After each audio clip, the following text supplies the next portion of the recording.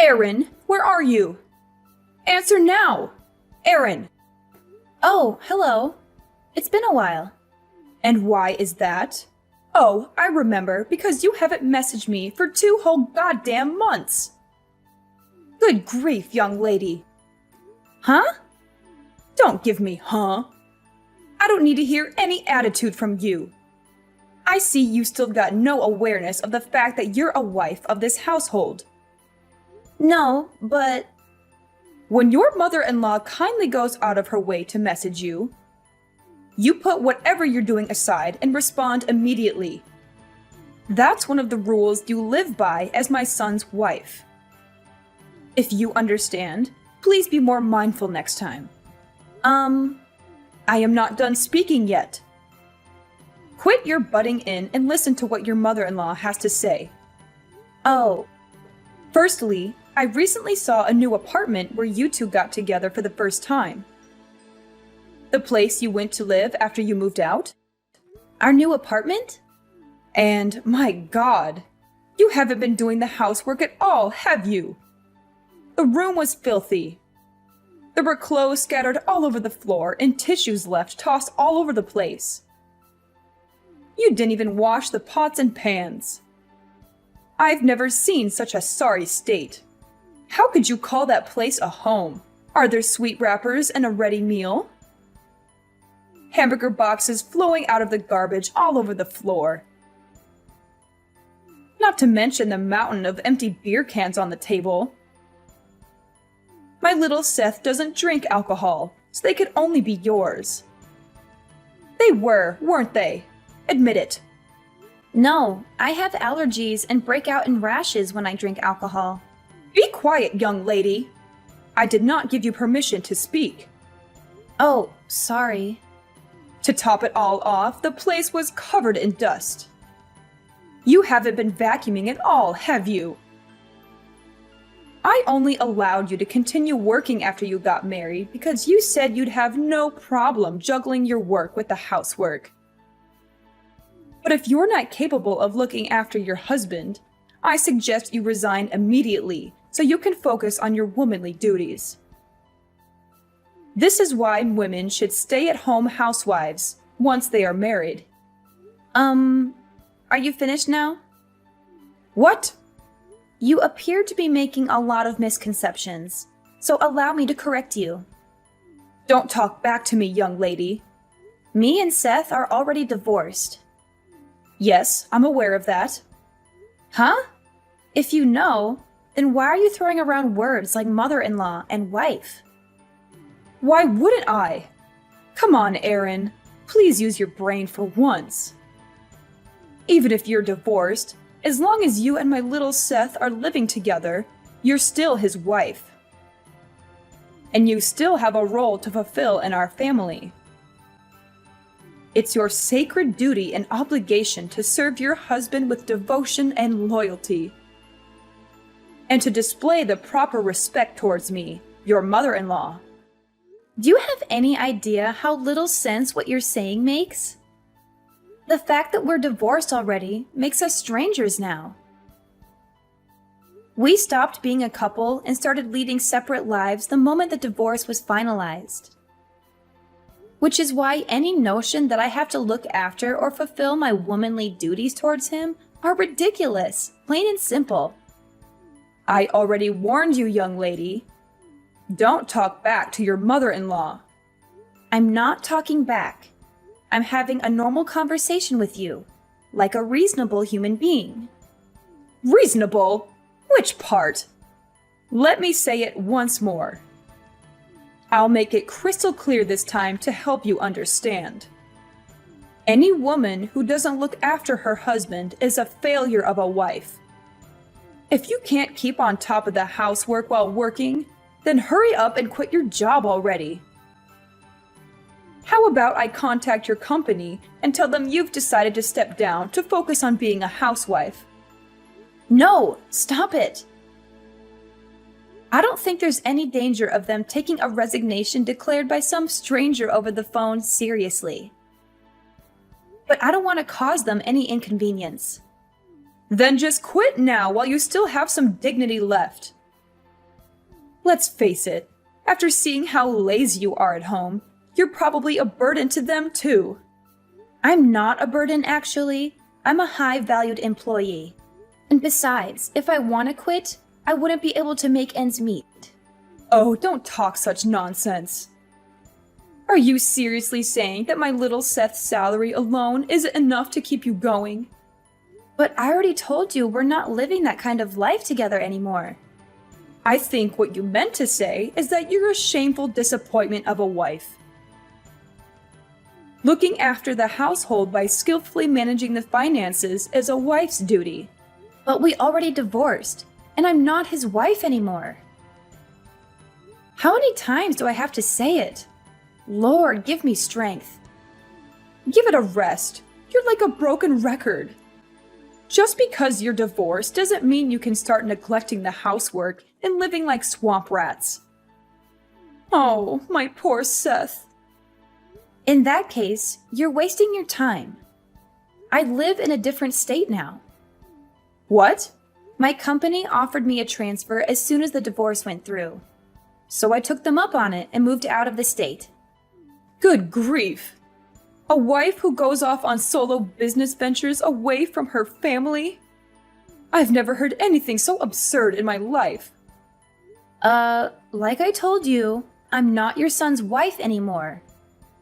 And you're not my family. Quit your job and come back immediately. Huh? That said, I may be firm, but I'm also kind. Which is why I'm willing to grant you some leeway. Common sense dictates the resignation procedures usually take about a month. So I'm very kindly willing to give you 30 days to make the necessary arrangements and come back. I'll look after little Seth in the meantime.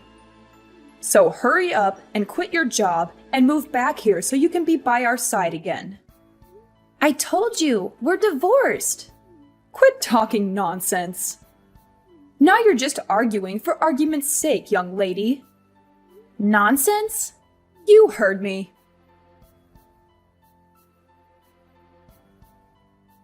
Hey, Seth. It's been a while. Is now a good time for you? Is that Aaron? Hey! Yeah, long time no see. Sorry to message you despite us being divorced and all. That's cool, don't sweat it. It's not like we divorced because we don't get along. Maybe things will change when one of us finds someone else. But for the time being, there's no reason we can't message each other. Yeah, I guess you're right. Thanks. Anyway, what's up? I want to speak to you about your mom. Huh? My mom? She's not causing problems again, is she? Darn it. Well, you could say she's causing problems. It's more that she doesn't listen to a word I say. It's like talking to a brick wall. What happened? Well, to sum it up, even if you are divorced, as long as you two live together, you're Seth's wife. And as long as you're his wife, you need to look after him. If you can't keep on top of the housework while working, then quit your job. That's basically the gist of it. What did you say to her? I told her that me and you are strangers since we divorced. And I keep insisting I'm not your wife anymore. So I have no obligation to do any of that. But she just keeps coming back at me with her favorite. I know you may be divorced, however, yada yada yada. The conversation goes nowhere because she ignores everything I say on a fundamental level. I give up. Oh yeah, that reminds me. Just like always, she refers to you as her little Seth. It's like you're an 8-year-old kid to her. Oh, I'm sorry. Does this still upset you? Well, about that.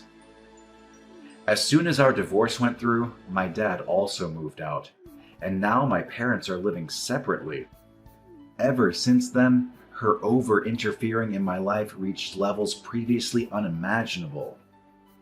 It got so bad I couldn't take it anymore. I was so desperate to get away from her. I snuck out of the house in the middle of the night a week ago so I could finally be free of her. I see. Sounds like it's been tough for you too, Seth. My mom was the reason we divorced in the first place, after all. I felt so guilty about you having to put up with her. I thought at least if we divorced, you'd be able to escape from it all. But even that didn't work, did it? It would seem I underestimated her. I'm fine, really. Don't worry about me. Actually, I got a transfer at the company, and I'm living far away in a different state. Now there's no danger of her following me and causing me problems. In fact, she couldn't possibly. Oh, really? I'm pleased to hear that. More importantly, what about you, Seth? If anything, it sounds like things might be more difficult on your end. Me? Well, you see, your mom insisted she was going to go over and start looking after you. Since I was failing to fulfill my womanly duties towards you with working all the time. Which means she must know your current address? What? But I didn't tell her. Really? Based on the messages yesterday, I kind of got the impression she was already at your apartment. Is there a chance she found your new address somehow and snuck in while you weren't home? No, I really don't think that's possible. You sure? I got a transfer at work the other day too. I'm staying at a company-provided dormitory right now. The rules state that non-employees aren't allowed to enter without permission under any circumstances, even visiting family members. It's a long way from Mom's house. I don't think she can make it this far out, even if she did know my address. I see. Huh. Yeah, it's a mystery. You can say that again. Well, whatever. It's not like she can actually do anything to me. You don't mind? I have absolutely no intention of going back to the family home. I don't even read her messages these days. To be honest, I was thinking of blocking her soon. She can do what she likes. It's not my problem anymore. After everything that went down, for the sake of my mental health, I resolved never to tolerate her shenanigans ever again. I see. It's probably for the best for you to block her too, Aaron. I may be her son, but you two are literally strangers now. There's no reason you should have to put up with her irritating messages. You make a good point. I couldn't help but feel a little wary about what she was planning on doing next. But actually, after keeping an eye on her a little while longer, just to be safe, I think I'm going to block her.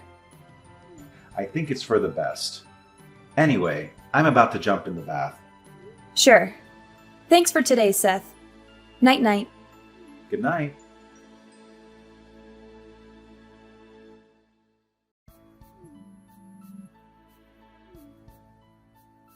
Aaron, answer!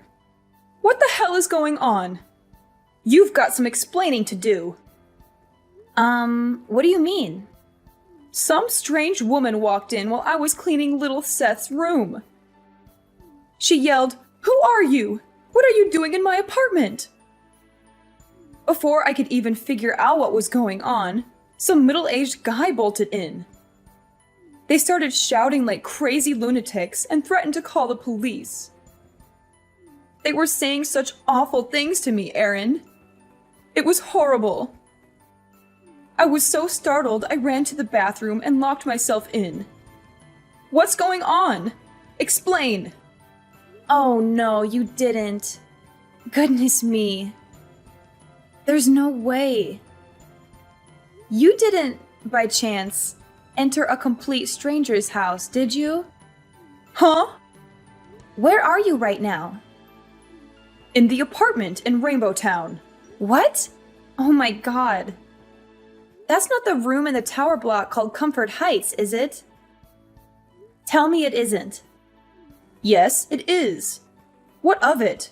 Room 202. I came to clean this filthy mess of a room for my little Seth. Since you were too busy playing the important office lady to fulfill your womanly duties.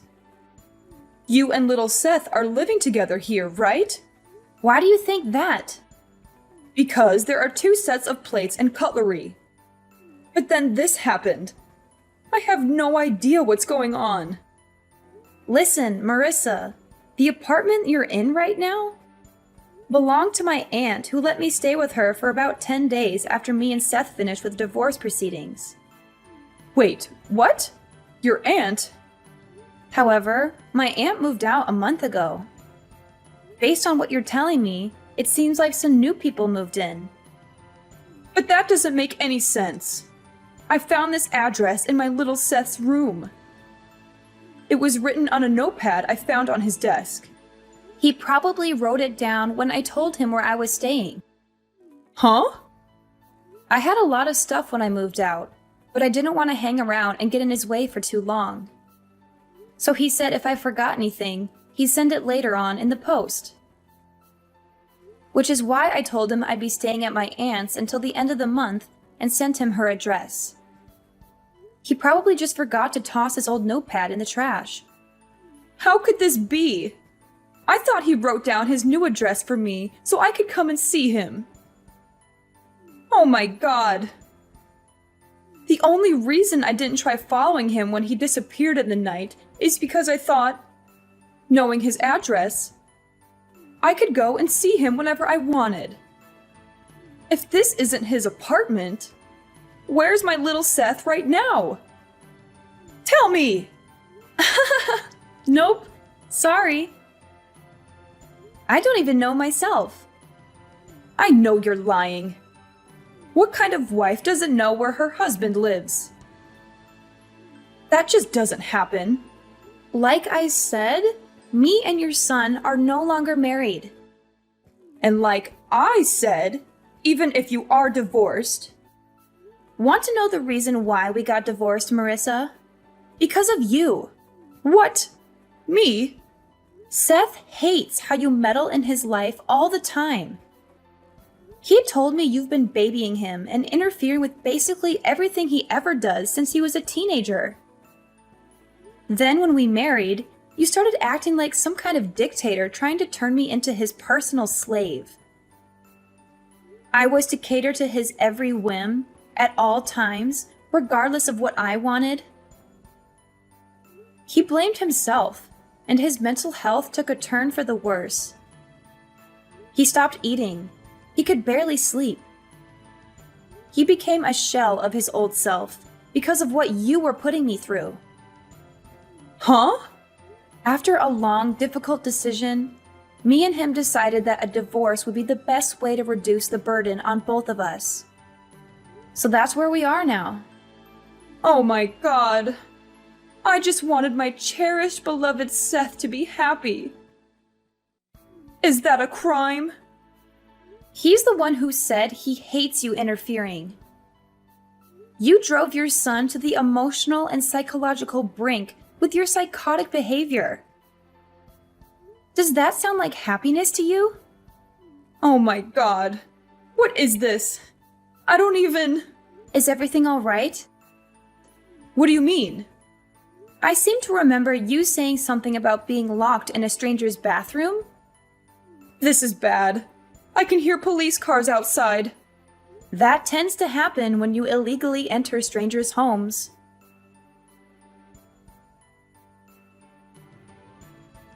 Firstly, as for how my ex-mother-in-law managed to get into a stranger's apartment, it turned out the couple who were living there forgot to lock the door when they both went out for work, so she was able to creep in unnoticed. She found a key. They left it out on the table, and she took it upon herself to have a copy made at a local locksmith. She returned to the empty apartment for several consecutive days while its inhabitants worked, where she continued diligently looking after her son. Eventually, she ran into the poor, unsuspecting couple one day as they came back from work. Naturally, she calls the police a major nuisance when they were swiftly dispatched to deal with the strange woman hiding in their bathroom. The incident ultimately ended up being the straw that broke the camel's back when my ex-father-in-law, from whom she had been living separately, finally divorced her. Apparently, she broke down into tears, screaming, wanting to be alone, not even knowing where her little beloved Seth had moved away to. Her own parents were no longer around, and she didn't have a soul in the world to rely on. Thus began her life alone. Now I'm living happily in an apartment my company provided for me when I transferred. I did get one last message before I blocked her, bemoaning how she cries herself to sleep every night because of me.